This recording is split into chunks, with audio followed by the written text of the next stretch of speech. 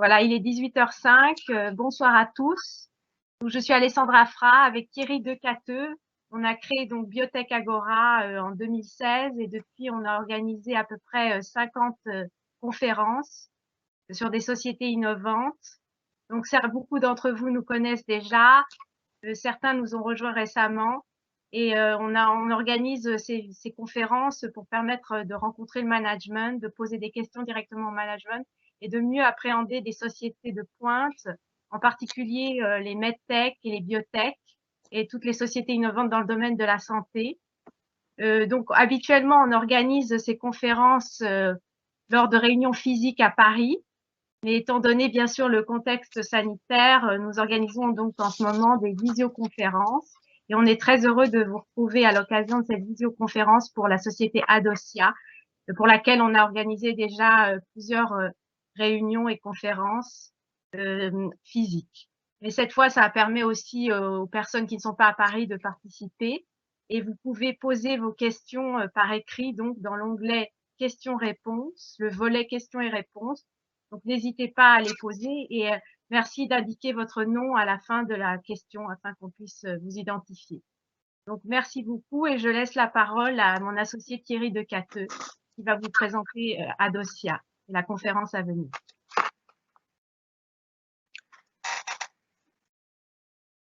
Bonjour à tous, donc je suis Thierry Decateux de Biotech Agora. Nous sommes heureux d'accueillir ce soir Adocia, une société innovante dans le domaine du diabète et des maladies métaboliques. Adocia est spécialisée dans le développement de formulations de protéines pour en augmenter l'efficacité et la sécurité. Grâce à sa plateforme technologique BioChaperone, Adocia parvient à moduler l'action de l'insuline et notamment à l'associer à d'autres molécules, et en particulier des hormones, afin d'en potentialiser les effets bénéfiques pour les patients. À l'instar de nombreuses biotech françaises, le cours de l'action d'Adocia a été malmené au cours de ces dernières années. Les raisons globalement pour toutes ces biotech sont le plus souvent relatives aux essais cliniques, aux autorisations réglementaires, aux partenariats, au financement, les ACA, les lignes de financement. Donc tout ça font que c'est quelque chose qui est relativement complexe mais passionnant. C'est passionnant parce que ça touche à l'humain. Mais il faut être suffisamment averti pour y investir et c'est d'où le rôle et la mission de Biotech Agora à travers ces conférences de faire mieux comprendre les enjeux et les potentiels de ces sociétés innovantes. Fort heureusement, nous assistons en 2020 à un puissant rebond boursier de bon nombre de biotech. Ces dernières, en dépit de leur cours, ont su mobiliser les énergies pour continuer à avancer, développer le portfolio, poursuivre les essais cliniques, etc. Parmi les redressements spectaculaires, depuis le mois de janvier, nous pouvons citer Théranexus et Inventiva qui viennent en tête. Théranexus avec plus de 400% d'accroissement de son cours, Inventiva plus de 200% et les autres avec plus de 100%, Valbiotis, Valneva, Genfit, Biocorp, Nanobiotics et j'en passe.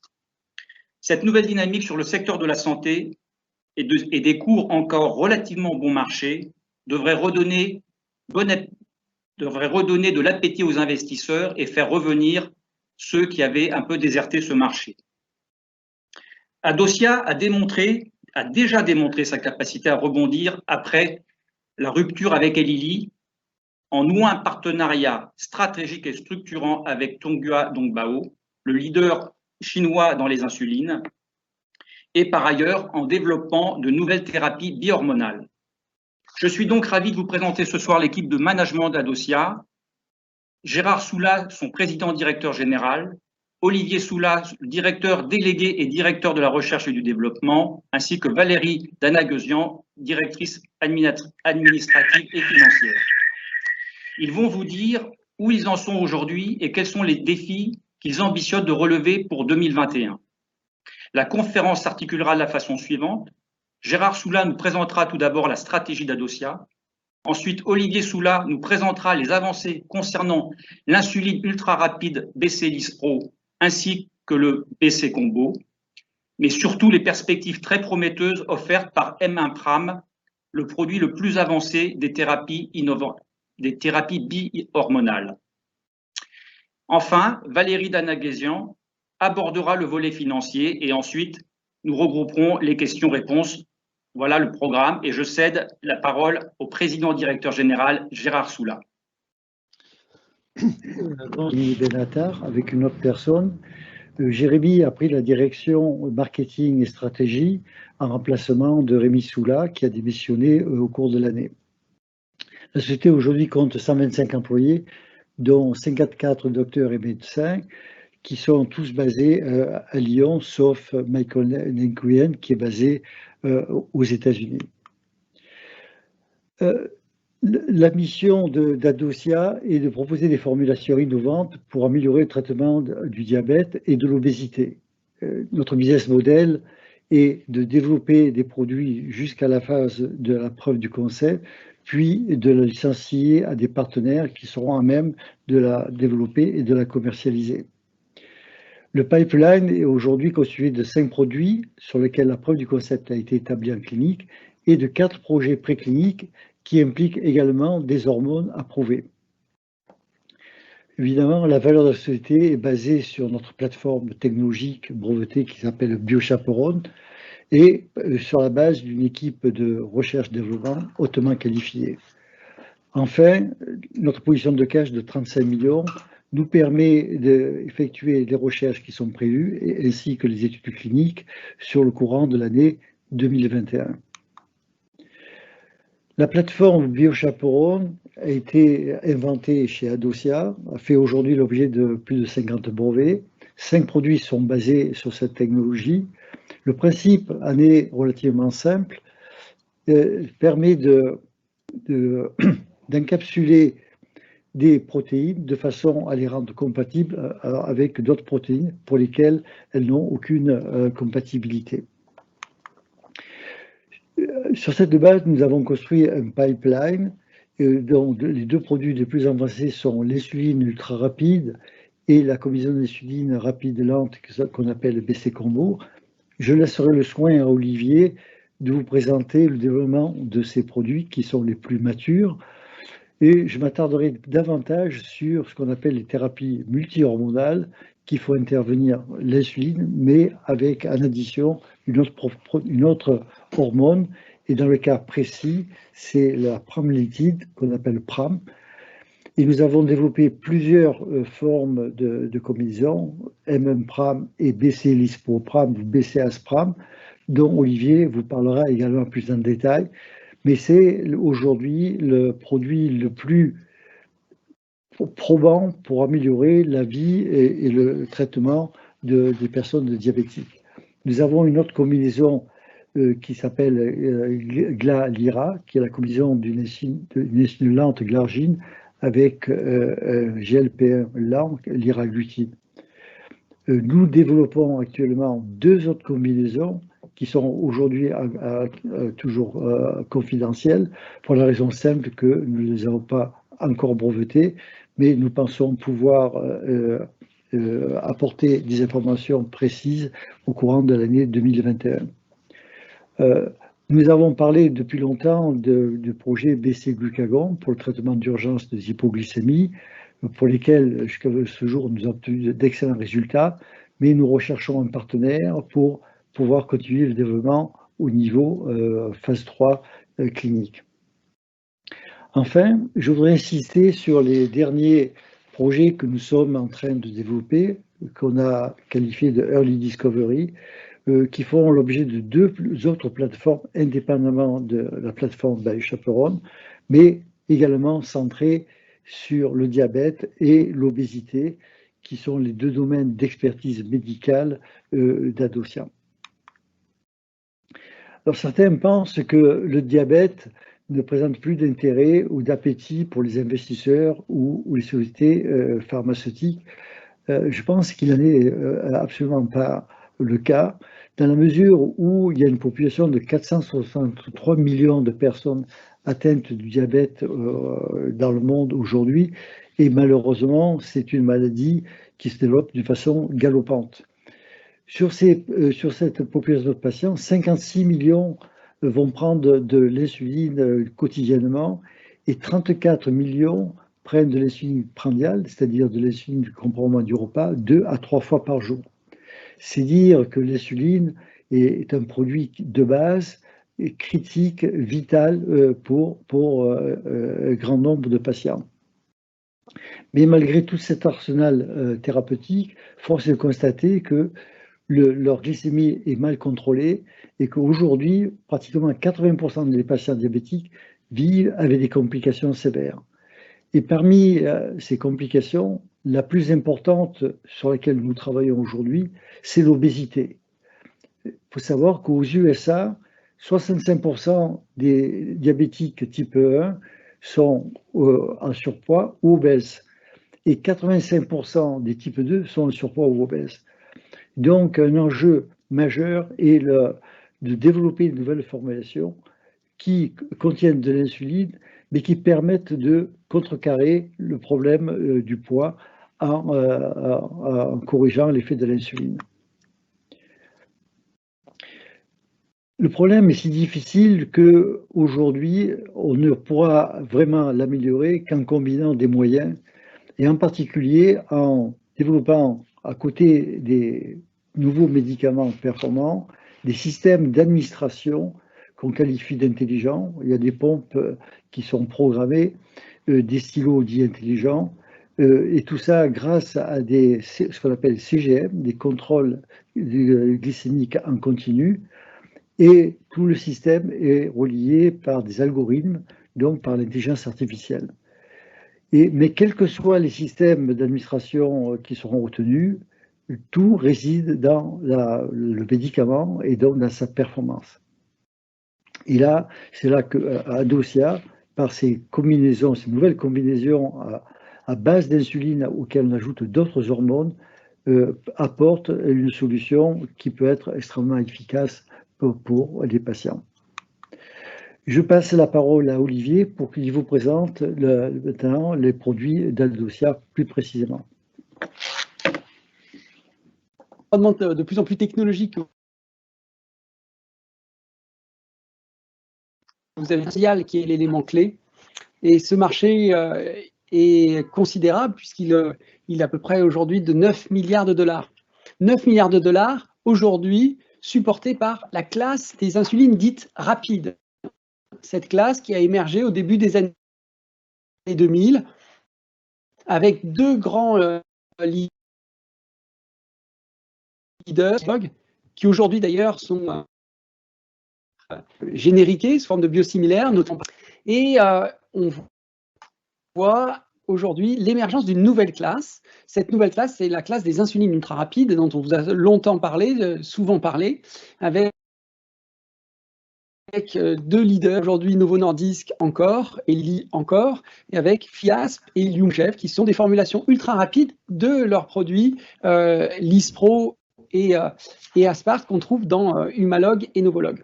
Et nous sommes la troisième société innovante dans le champ des insulines prandiales, avec aussi une formulation ultra rapide, BC Lispro, qui est une formulation ultra rapide donc de Lispro.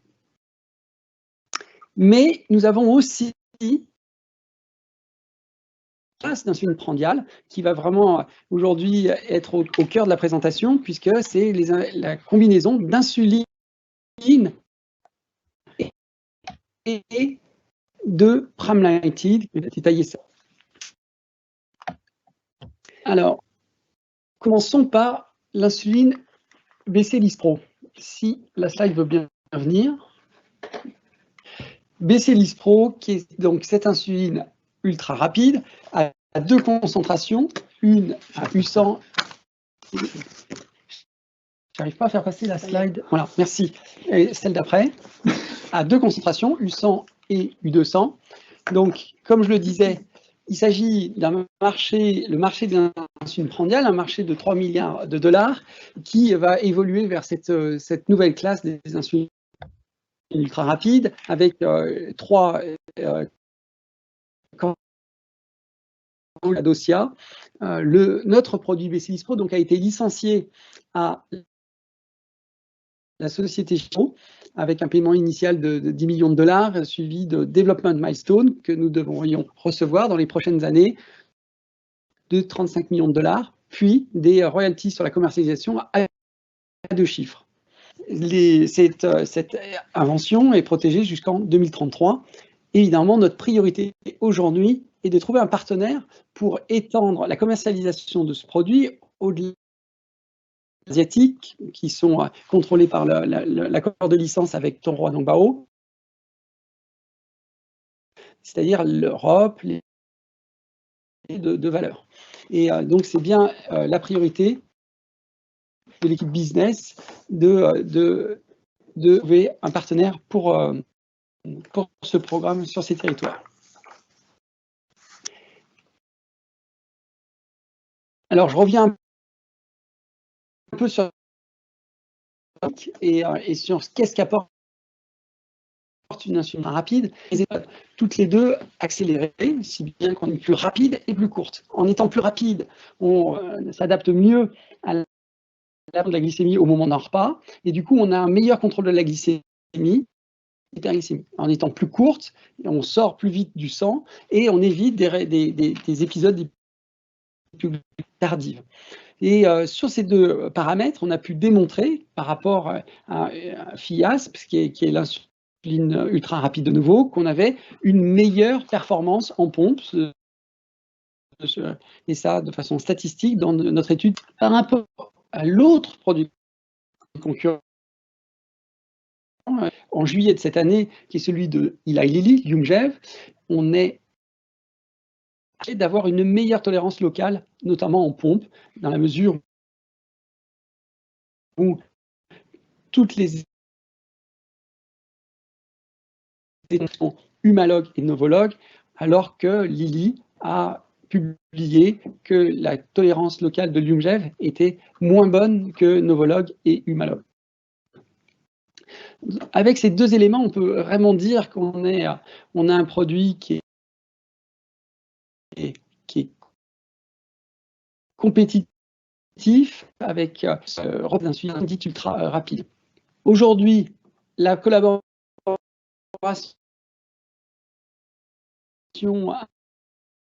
avec satisfaction, nos lots de phase 3 sont prêts, les interactions réglementaires ont commencé. Et comme vous le savez, nous avons mené aussi une étude de bridging qui va se terminer d'ici la fin de l'année avec cette insuline d'origine chinoise comparativement à l'insuline d'origine américaine d'Eli Lilly, avec lesquels nous avons fait tout notre développement clinique jusqu'alors, donc pour pouvoir assurer la continuité du projet et alimenter un dossier pour rentrer en phase 3 directement en Europe et aux US. Passons maintenant à l'autre partenaire, Tonghua Dongbao, qui est cette combinaison d'insuline basale et d'insuline qu'on appelle BC Combo. Alors ce produit est un produit dit prémix, qui est le marché en Chine, puisqu'il représente 2, alors attendez, je suis allé trop vite, voilà. C'est le marché donc dominant d'insuline en Chine, qui représente 2,5 milliards de dollars. Ces produits donc assurent les deux fonctions d'une insuline, d'un contrôle de la glycémie des repas, dite prandiale, et c'est un marché si important qu'effectivement, vous pouvez le constater, l'accord de licence est beaucoup plus important sur ce produit qu'il ne l'est pour l'insuline ultra rapide qu'on a licencié à Dongbao, puisque là, on a reçu $4 comme upfront et on est encore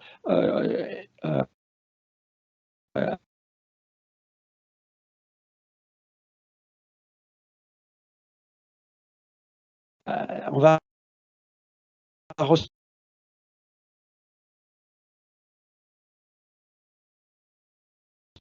10% du chiffre d'affaires de Dongbao se fait sur l'insuline, que la société elle est valorisée à 4,4 milliards de dollars, donc bien pour ça, son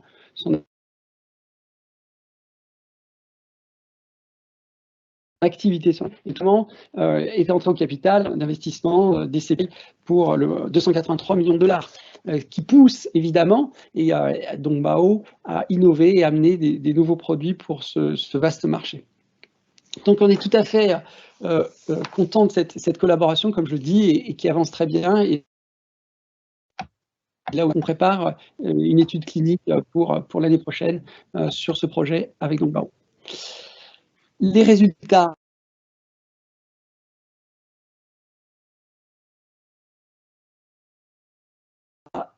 J'ai fait des slides au bon tempo.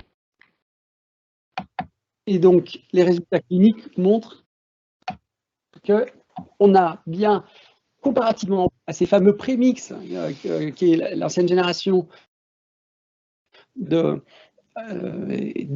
comparativement à BC Combo, on a une amélioration à la fois du contrôle de la glycémie au moment du repas, c'est ce que vous pouvez voir sur le graphe là, avec une diminution de l'hyperglycémie, et donc c'est bien exactement les deux, le sujet d'un traitement à l'insuline qui est d'avoir un meilleur contrôle de la glycémie, le plus constant possible. Donc, c'est bien ce qu'on obtient avec cette combinaison des insulines modernes, des insulines analogues, les meilleures. Avec un produit comme celui-ci, on pense pouvoir déplacer le marché des prémix vers un combo tel que BC Combo. Là aussi, évidemment, on réfléchit à étendre la commercialisation de ce produit au-delà des frontières asiatiques avec des partenaires européens ou américains. Mais contrairement à BC Lispro, on n'a pas entamé de développement clinique avec sur notre budget, on cherche un partenaire pour développer ce produit pour l'Europe et les US. Alors, ces combinaisons d'insuline et de pramlintide qui sont tout à fait le niveau de performance de l'insuline à un niveau nettement supérieur. Alors pourquoi? C'est basé évidemment sur la science, puisque le métabolisme est contrôlé pas seulement par l'insuline, même si l'insuline est l'hormone clé, l'hormone absolument irremplaçable, vitale, donc pour les patients, il y a deux hormones assez vitales que sont l'amyline et le glucagon.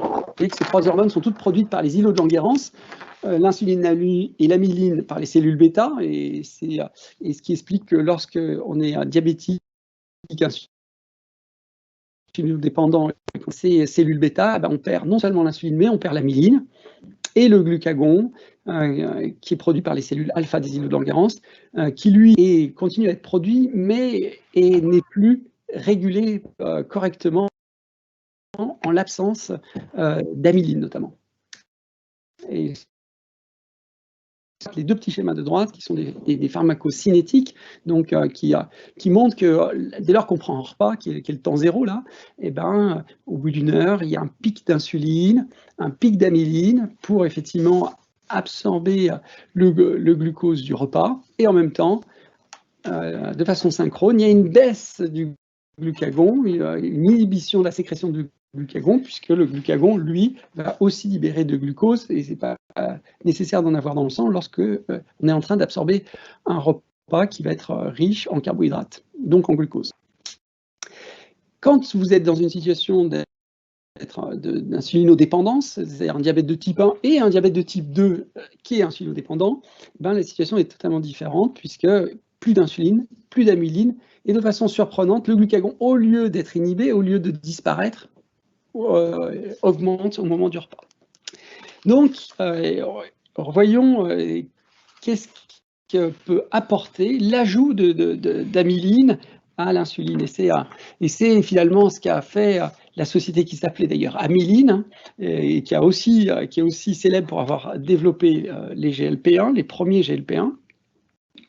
Donc, cette société a développé un produit qui s'appelle Simyline, qui est un analogue de l'amyline. Le nom de la molécule, c'est pramlintide, du peptide. Et il a été éprouvé en complément de l'insulinothérapie pour les diabétiques de type 1 et de type 2, avec plusieurs effets qui sont l'inhibition de la sécrétion de glucagon, et ça, comme lorsqu'on a une physiologie normale, ce qui donc tout à fait favorable, puisqu'on va réduire donc le taux de glucose dans le sang en inhibant cette sécrétion de glucagon. Il va avoir aussi un effet sur le cerveau important, puisqu'il va envoyer un message de satiété, et les gens donc, vont avoir un meilleur comportement vis-à-vis de leur régime, mais aussi de bien-être, et de nombreux travaux montrent aussi qu'il y a une fonction de protection des fonctions cognitives. Et le troisième effet, assez spectaculaire, est le ralentissement de la vidange gastrique. Et ce ralentissement de la vidange gastrique, évidemment, va ralentir l'absorption du glucose provenant du repas. Ce qui, du coup, amène à ne pas avoir nécessairement besoin d'une insuline rapide, voire même ultra rapide.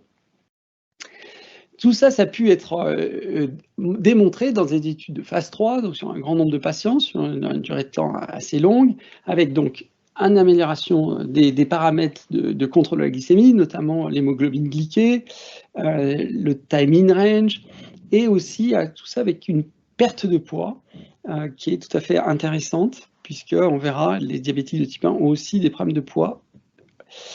Donc, il existe... Comment se fait-il que ce traitement n'ait pas connu un succès commercial? Puisqu'il y avait deux problèmes. Le principal était l'ajout de 3 injections par jour, sachant que les diabétiques insulinodépendants ont généralement 4 injections d'insuline par jour, 3 pour chacun des repas et une injection pour l'insuline basale. Donc, 4 injections par jour, c'est compliqué. Si on est sous pompe, ça veut dire rajouter une deuxième pompe à la pompe d'insuline. Et tout ça, en plus, pour un coût très élevé, puisque ce traitement était de l'ordre de $2000 par mois, bien plus cher que le traitement à base d'insuline. Alors, qu'est-ce que nous, on apporte? On apporte la solution à ces deux problèmes. La première étant qu'on fait une coformulation d'insuline et de pram avec une dose fixe, un ratio fixe. Et ça, c'est tout à fait intéressant dans la mesure où dans la physiologie humaine, la dose d'insuline, enfin le taux d'amyline, je veux dire, est tout à fait proportionnel au taux d'insuline. Donc, pour un repas important, une dose forte d'insuline est libérée et une dose forte d'amyline est libérée. Et pour un repas, un petit snack, eh ben, avec une faible dose d'insuline, on libère une faible dose d'amyline. Donc, la stratégie d'avoir un produit 2 en 1 avec un ratio fixe est tout à fait favorable. Nous avons aussi pris l'initiative de développer deux produits. L'un qu'on appellera M1-Pram, et ce M1-Pram, en fait, a une pK d'insuline qui est semblable à la pK de l'insuline humaine, et cette pharmacocinétique nous semble plus favorable pour les stylos. Et un deuxième produit qui est une insuline rapide, en combinaison avec du pram, et cela avec la technologie BioChaperone, et ce produit nous semble préférable pour les pompes. Sur ces deux programmes, du coup, qu'on mène en parallèle, on a d'ores et déjà fait près de 4 études sur ces combinaisons d'insuline et d'amyline, 3 avec un pram et une avec la technologie BioChaperone, insuline et pram.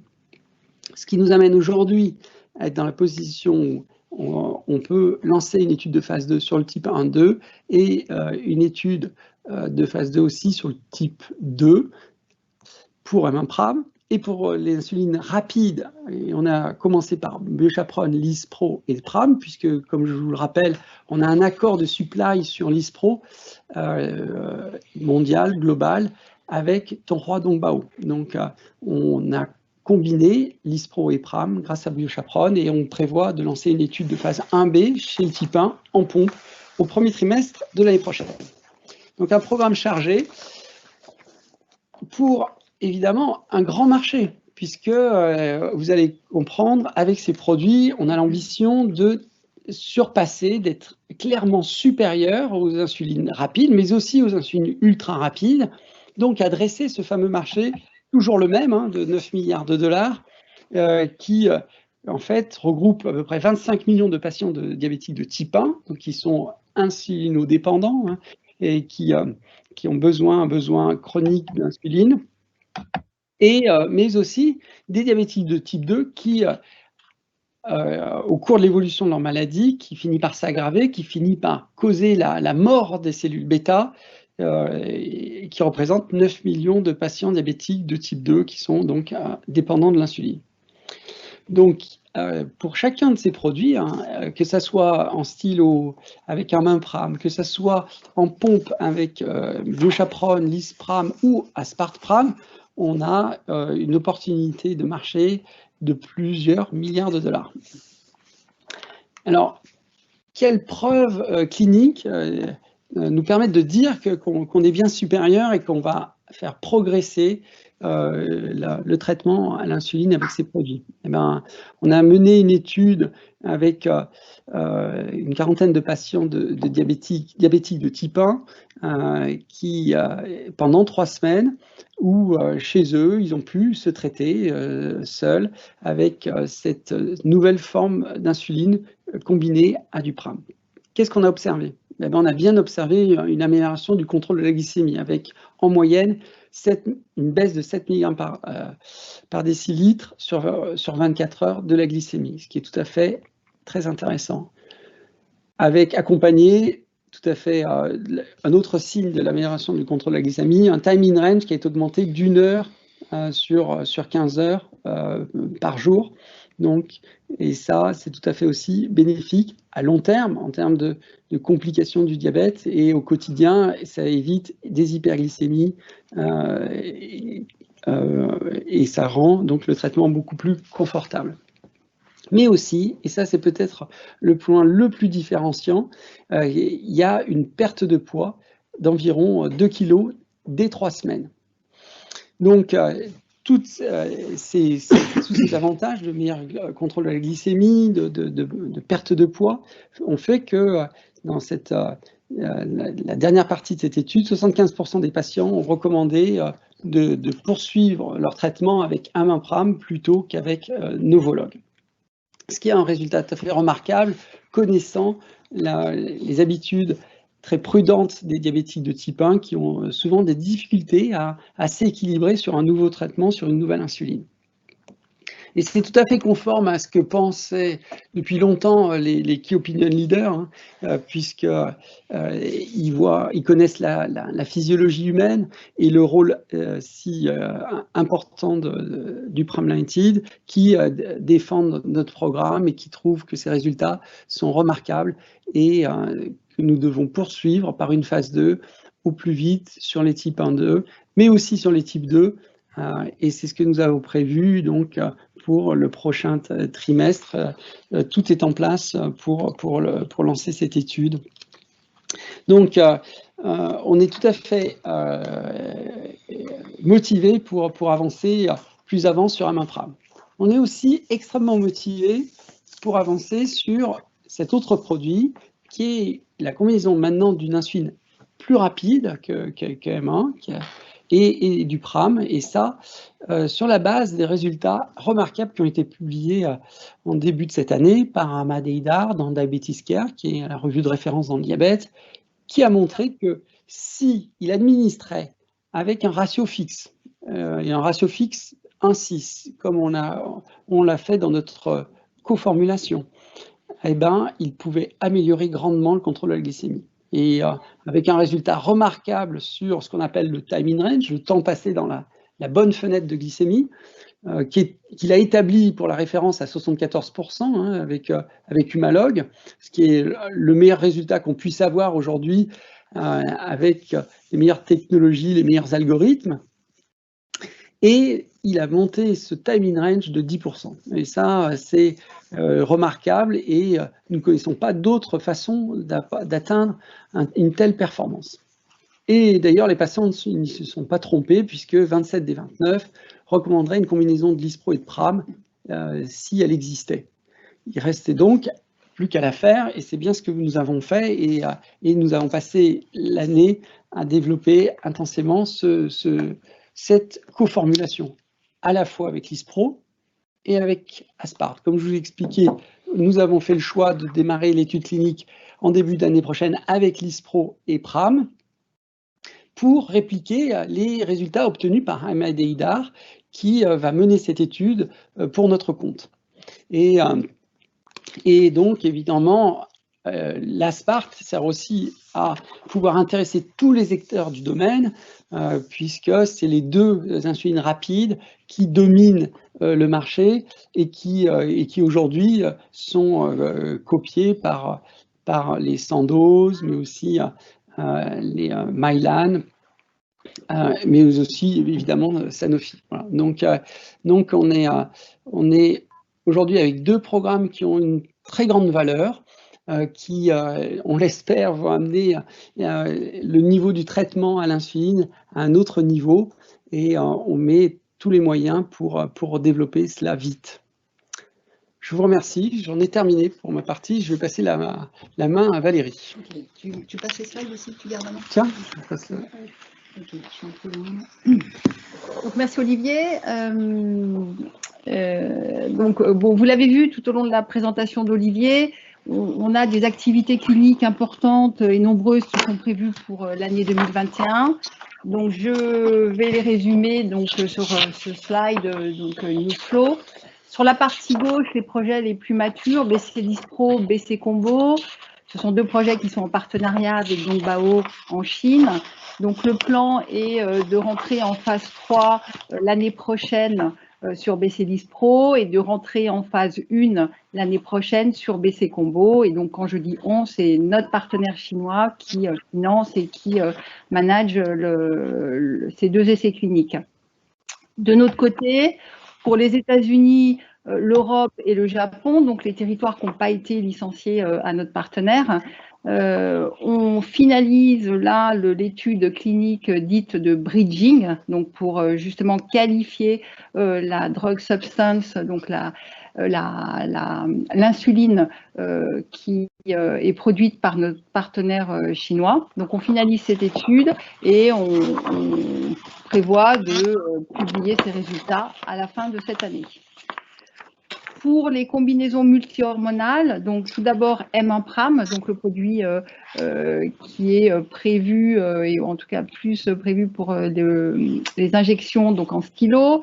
Il est prévu de lancer une étude clinique de phase 2 au premier trimestre de l'année prochaine. Et pour BC Lispram et Aspram, identique, c'est-à-dire une étude clinique de phase 1 sur des patients de type 1, et là en pompe, pour le premier trimestre 2021. Sur les autres combinaisons multi-hormonales, on prévoit un essai clinique de phase 1 en 2021. Et comme l'a dit Gérard, on en dira un peu plus dans quelques mois, quelques semaines. Donc, voilà, l'ensemble de ces activités peut être, si tu peux me passer la slide suivante, peut être financé grâce à notre position de trésorerie, donc qui à fin septembre s'est levée à 35,5 millions d'euros. Je vous rappelle que cette position de trésorerie, elle avait été renforcée cet été par l'obtention d'un prêt garanti par l'État de 7 millions d'euros. Donc, dans ce contexte qu'on connaît, qui est un peu compliqué au niveau économique, c'est important. 7 millions d'euros, c'est du cash et c'est pas dilutif. Donc, voilà, ça a beaucoup d'avantages. Cet été aussi, on avait renégocié avec IPF donc, et réaménagé en fait la dette qu'on avait contractée l'an dernier à hauteur de 15 millions d'euros. Ça va se traduire cash principalement en 2021 puisque on a un différé de remboursement de capital complémentaire et on commencera à rembourser à la fin de l'année 2021 et non pas comme c'était prévu initialement à la fin de l'année 2020. Peut-être un point à noter important, c'est que depuis la création de la société, on a levé 85 millions d'euros. On a fait 2 levées de fonds avant l'introduction en bourse. On a eu l'introduction en bourse et ensuite, depuis l'introduction en bourse, donc en 2012, on n'a réalisé qu'une seule opération sur le capital en placement privé en mars 2015. Donc, c'est particulier à Adocia, hein, cette faible dilution, et c'est spécifique à notre modèle économique puisque depuis la création de la société, on a financé aussi une bonne partie de nos activités grâce à nos partenaires, Lilly et donc BAO. Donc les deux partenaires sur nos 15 ans de vie nous ont financé plus de 120 millions de dollars. Donc voilà, donc ce qui explique que le nombre d'actions finalement soit toujours le même, ou quasiment, donc 7 millions d'actions émises. La structure de l'actionnariat ne change pas non plus, avec la famille Soula qui détient 22% du capital et plus de 30% des droits de vote, la BPI et puis le flottant qui est toujours à 60%.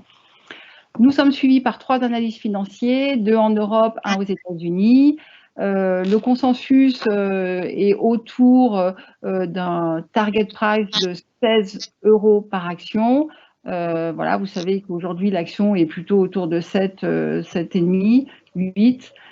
Donc il y a une market cap à 52 millions. Donc voilà, nous on le pense, mais nos analystes pensent également qu'il y a de la valeur à créer très clairement. Donc voilà, pour conclure sur la partie financière, donc on a une trésorerie solide qui nous permet de financer l'ensemble des activités qui ont été listées sur l'année 2021. Merci Valérie, merci Olivier. J'espère que vous avez une overview de nos activités et que vous avez pu mesurer les progrès réalisés durant cette année. Next slide. Donc, pour se résumer en quelques mots, donc nous avons aujourd'hui 5 produits prêts à être licenciés avec des preuves de concept clinique. Donc ça, c'est vraiment la valeur de notre société. Le partenariat avec Tongwa Dongbao, Olivier vous a expliqué, progresse bien. Je voudrais juste rappeler qu'on peut s'attendre à recevoir jusqu'à 85 millions de dollars sur la base de ces 2 partenariats dans les 2 à 3 prochaines années. BC Lispro s'avère être l'un des meilleurs produits de sa classe comparé à Fiasp et à Lyumjev. Donc nous sommes très optimistes aussi sur sa valeur marchande et nos chances de le licencier sur le marché européen et le marché américain, qui sont des marchés majeurs pour ce type de produit. Et bien évidemment, vous avez compris notre enthousiasme sur la nouvelle classe de produits que sont les combinaisons d'amyline avec l'insuline. M1-Pram a déjà montré son potentiel dans les études précédentes, puisque après seulement 3 semaines, on a une différence de poids de 2 kg, ce qui est tout à fait remarquable et remarqué. Et nous avons bon espoir de trouver dans un avenir proche un partenaire pour ce produit. Bien évidemment, BC Lispro Pram est le deuxième atout majeur dans cette classe, dans la mesure où c'est un produit qui est spécifique aux pompes et comme vous avez pu le remarquer dans la présentation, les pompes sont en plein développement. Il y a un grand engouement de la part des patients, mais surtout des médecins qui recommandent pour les enfants l'utilisation des pompes en priorité. Donc, c'est un marché sur lequel nous misons beaucoup et BC Lispro-Pram ou Aspart-Pram sont les 2 produits qui sont susceptibles de répondre exactement aux espoirs des patients et des médecins. Alors, pourquoi Lispro ou Aspart? Eh bien, c'est pour s'offrir des opportunités de business dans la mesure où les sociétés pourraient préférer une protéine à l'autre. Je ne m'étendrai pas sur les nouveaux projets, mais c'est le grand futur d'Adocia, en ligne avec ce que nous faisons sur M1-Pram, et nous avons beaucoup d'espoir sur ces nouvelles classes de formulation. Maintenant, je laisse la parole à l'Assemblée pour les questions. Et nous essaierons d'y répondre tous les 3. Alors, est-ce que je peux reprendre la parole là? Oui, s'il vous plaît. Oui. Donc, on a de nombreuses questions. Donc, certaines se recoupent bien évidemment, mais je les ai mises pour être sûr qu'on n'en ait pas oublié certains items. Mais ce qui ressort, en fait, c'est par rapport aux investisseurs qui sont là depuis quelque temps sur Adosia, c'est qu'en fait, ils notent tous que la partenariat avec Tonga Dongbao remonte à 2 années et demie et ils s'étonnent qu'on n'en soit qu'au lancement de la phase 3. Donc, je pense que c'est peut-être bien aussi de dire qu'est-ce qui s'est passé entre-temps pour dire, voilà, maintenant, on est effectivement dans cette phase 3. Ensuite, il y a effectivement l'interrogation sur les autres partenariats US et Europe. Est-ce qu'il y a les arguments pour être convaincants maintenant ou est-ce qu'ils sont en attente de la phase 3 avancée avec Dongbao pour se manifester? Donc, je pense qu'il y a des attentes de comprendre un petit peu où Adosia avance pour essayer de matérialiser dans le temps quelles pourraient être les prochaines étapes. Et ensuite, il y a aussi par rapport à la visibilité d'un an des finances, mais comme il y a pas mal de programmes en développement, c'est est-ce que vous attendez des revenus de milestone qui permettront de se passer du NACA ou est-ce que c'est une hypothèse qui pourrait être envisagée si voilà, si on n'est pas dans l'hypothèse la plus optimiste. Alors, j'ai laissé un certain nombre de questions pour vous laisser prendre la main, mais en gros, voilà, donc le fond. Donc, je ne sais pas comment vous voulez procéder. Olivier, tu vois donc les questions qui ont été publiées. Certains, donc il y en a 2 ou 3 questions que j'ai pas reprises parce qu'elles se recoupaient avec les autres, mais dans la file de questions publiées, donc ça recoupe un peu ça avec parfois des points un peu plus précis. Voilà. Oui, merci Thierry pour avoir fait la synthèse de ces différentes questions qui sont effectivement au cœur de notre propre réflexion. Tout d'abord, la question chinoise. Pourquoi un temps si long pour développer et rentrer en phase 3. On n'est pas dans le monde occidental. On est rentré dans le monde de la Chine.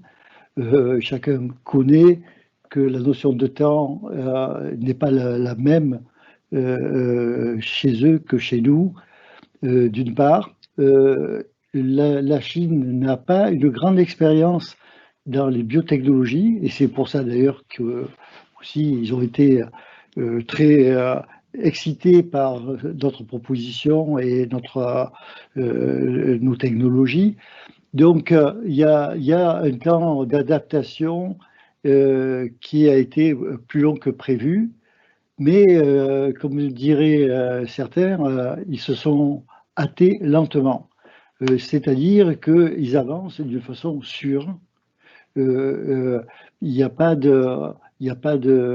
d'impasse dans le développement. Il s'assure que tout ce que l'agence pourrait réclamer, ils le maîtrisent et qu'ils vont pouvoir réellement mettre le produit sur le marché. Donc, c'est vrai que c'est pour nous également, c'est frustrant, mais je peux laisser parler Olivier là-dessus. La qualité et l'engagement du personnel de Dongbao pour absorber nos technologies qui, contrairement à ce qu'on pourrait penser, évidemment, ce n'est jamais simple. Et encore une fois, les biotechnologies, c'est un domaine particulièrement sophistiqué. Ils ont mis beaucoup de soins pour arriver à se mettre à niveau et encore une fois répondre aux questions des agences. Quant à la deuxième question sur l'état de financement, évidemment, nous avons un programme ambitieux. Évidemment, ces programmes sont coûteux.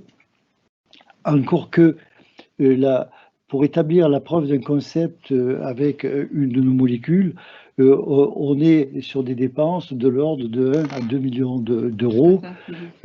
Donc, ce ne sont pas des sommes qui sont hors de notre portée vis-à-vis de notre budget.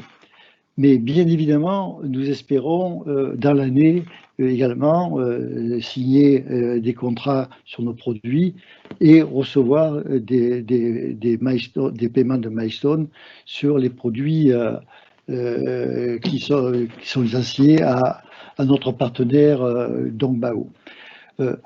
Mais évidemment, nous ne pouvons pas écarter la possibilité d'une augmentation de capital, surtout dans les temps qui sont ceux qui sont actuellement, où si on continue le business et grâce à la technologie, là ce soir on a vu un exemple où la technologie nous trahit et nous perturbe dans nos relations, il n'en demeure pas moins que cette technologie est formidable et on peut continuer une discussion business tout en étant sur notre continent.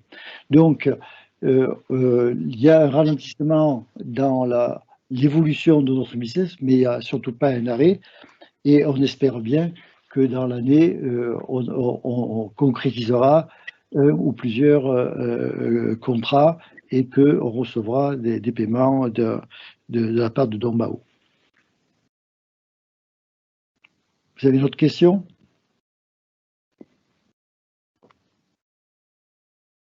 Allô?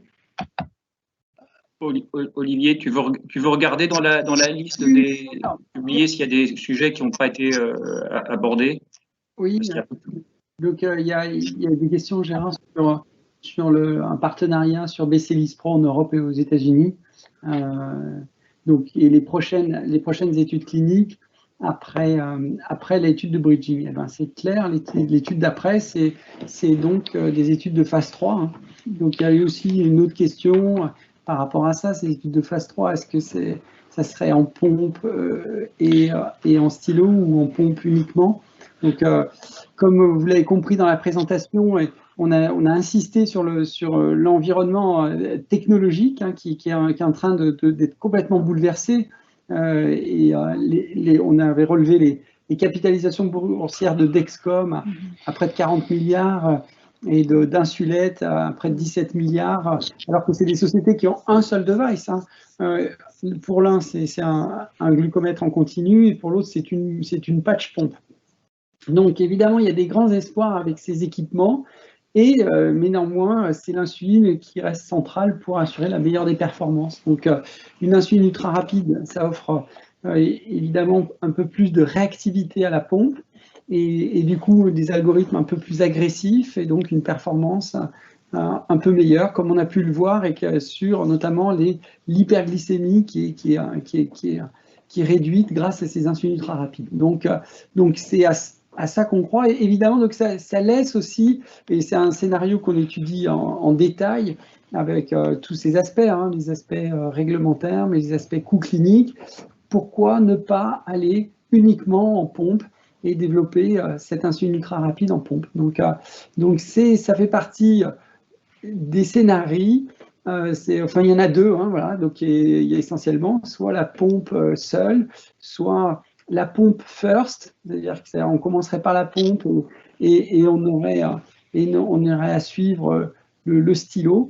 Et évidemment, ça réduit les coûts considérablement. On peut dire que ça les divise par deux même. Donc, c'est avec ces différents scénarios qu'on va à nouveau approcher nos résultats cliniques de bridging qui vont bien montrer. Nous sommes très confiants sur ces résultats qui devraient sortir d'ici la fin de l'année, qui devraient montrer donc l'insuline de Dongbao ne change rien à la performance, elle est totalement équivalente à l'insuline de Lilly, avec ces résultats et avec des scénarios où on peut amener au bout ce produit, à convaincre un nouveau partenaire. Et évidemment, dans un scénario pompe first, on peut s'adresser d'abord à des sociétés de medtech, ces fameuses Insulette, Medtronic, qui aujourd'hui sont bien valorisées. Voilà. Il y a d'autres questions? Oui, il y a deux questions qui sont sur BC Lispro et sur l'étude clinique prévue. Donc, quel est le modèle de pompe qu'on va tester avec BC Lispro? Et lorsque vous parlez de l'étude pompe pour BC Lispro, est-ce que c'est bien avec un pancréas artificiel et quid de l'algorithme? Et donc oui, alors oui, c'est bien un pancréas artificiel, comme l'a fait Ahmad Eidar. Et donc, la première étude se ferait avec la pompe de Medtronic. Donc, très bien. Et elle se fera au Canada. Et donc, oui, elle se fera à Montréal. Hein, c'est Ahmad qui mènera cette certification. Il a mené ces partenariats. Donc, s'il y a d'autres questions, Thierry, que vous avez identifiées Non, ce que je voudrais juste dire, c'est on attend les résultats de l'étude Bridge, mais ça veut dire que les discussions potentielles, dès que vous avez ces résultats-là, je veux dire, vous bondissez voir les gens avec qui vous avez entretenu des contacts pour aller vite, ou est-ce que ça va demander encore un temps de latence ou de réflexion avant d'engager quelque chose? Parce que je pense que vous avez plusieurs contacts, suivant que ce soit pompe, pas pompe, ou voilà. Mais est-ce que c'est quelque chose qui pourrait arriver ou est-ce que c'est des choses sur lesquelles c'est déjà bien emmanché? Et puis après, une autre question, pour le rappeler, c'est quel est le temps, une fois que c'est parti, qu'on fait le temps zéro, que toutes les autorisations réglementaires, c'est parti pour la phase 3, quel est le temps escompté avant de pouvoir récupérer les résultats et aller les présenter aux agences réglementaires? Je vais répondre d'abord à la première partie de la question. Le développement du business, la recherche partenariat est de l'étude clinique. C'est pas un prérequis d'avoir cette bioéquivalence et donc nous sommes en activité, je ne peux pas vous en dire davantage, sur la recherche du partenariat et quel type de partenaire pourrait-on avoir. Je laisse Olivier vous dire sur la partie. Oui, alors pour les études de phase 3, on le sait bien parce que évidemment, Novo et Lilly sont passés par là avant nous et donc c'est des études qui durent 6 mois, mais en incluant le recrutement, l'analyse des données, c'est bien des études qui prennent 18 mois avant d'être déposées aux autorités réglementaires. D'accord. Alors, pour préciser, donc 18 mois, ça c'est effectivement quelque chose de réaliste, mais ensuite, il faut compter avant une mise sur le marché de l'ordre de 1 an. Tu peux confirmer, Olivier? Oui, tout à fait. Aux États-Unis, c'est à peu près 1 an, oui, entre le dépôt du dossier et l'approval. Bon, s'il n'y a plus de questions, je voudrais conclure sur notre positionnement sur le marché. Thierry, vous avez mentionné différentes sociétés qui ont souffert et qui ont rebondi. Je pense que nous avons aujourd'hui tous les atouts pour rebondir.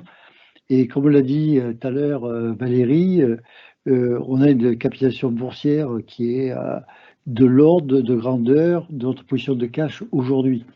C'est dire que à l'instant T, tout ce qu'on est en train de dire et toute la valeur des produits que nous avons pu établir ne sont pratiquement pas pris en compte. Donc, il est clair que on a un décalage par rapport à notre valeur intrinsèque. Évidemment, tous les CEO diront la même chose, mais je vous laisse juger par vous-même de la réalité de mes propos. Donc, nous allons continuer à créer de la valeur avec des nouveaux produits et avec des nouvelles technologies, toujours centrées sur le diabète et dans le diabète sur les phénomènes d'obésité qui sont, comme chacun sait, un des problèmes de notre société moderne qu'il faut absolument arriver à maîtriser. Et il y a de forts espoirs quand on voit ce qu'a publié Novo et Lilly avec d'autres types de combinaisons que celles que nous développons. Mais nous avons dans notre pipeline, et j'espère qu'on pourra vous en parler rapidement, des combinaisons qui seraient susceptibles d'avoir des niveaux de performance tels que celles qu'indiquent nos deux leaders dans le domaine. Et avec des avantages de coût et de mise en œuvre tout à fait significatifs. Voilà, donc les temps sont durs. Comme je l'ai dit en introduction, Adocia a maintenu le cap et Olivier, en tant que directeur de recherche, a maintenu l'activité au point que nous n'avons pas perdu de temps. Évidemment, les relations avec l'extérieur, c'est plus complexe, mais ce n'est pas non plus, ce n'est pas non plus perdu, pardon. Donc, nous continuerons à travailler et nous vous donnons rendez-vous, j'espère, avant le prochain Agora, dans d'autres meetings, d'autres réunions investisseurs. Et en tout cas, merci pour votre attention et merci à toute l'équipe pour le travail effectué. Bonne soirée. Merci.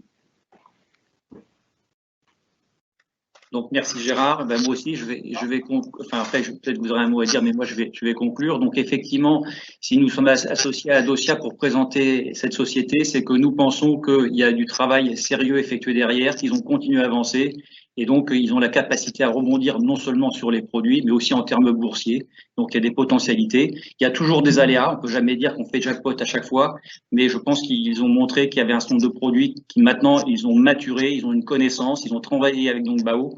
Donc je pense que l'avenir devrait être plus radieux et que les phases difficiles font partie du passé.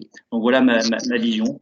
Mais voilà, pour les investisseurs, il faut toujours investir avec prudence parce que une société peut avoir des accidents de parcours. Mais là, il semble qu'il y a un certain nombre de données qui sont rassurantes. Voilà. Donc pour moi, c'est ma conclusion. Si Olivier ou Valérie veulent rajouter un mot, vous êtes les bienvenus pour le faire. Ou Alexandra. Ben, je voudrais remercier tous nos investisseurs pour effectivement leur patience et leur confiance dans le projet, dans l'équipe. Je crois que nous avons aujourd'hui une place j'ose dire, de leader dans l'innovation, dans l'insuline. C'est reconnu de tous. Les derniers résultats cliniques sont remarquables, reconnus par la communauté des endocrinologues et nous comptons bien les valoriser rapidement. Merci à tous encore. Merci à tous. Merci. Merci. Alors, nous pouvons préciser que cette conférence est enregistrée et sera à disposition du public ou des investisseurs, ou est-ce que c'est… Oui, tout à fait. Oui. Et ça sera sur le site internet. D'accord. Voilà, vous pourrez retrouver à la fois la présentation et la vidéo sur le site de Biotech Agora. Très bien. Parfait. Merci. Merci. Au revoir. Merci Au à revoir. tous. Bonne soirée. Bonne soirée.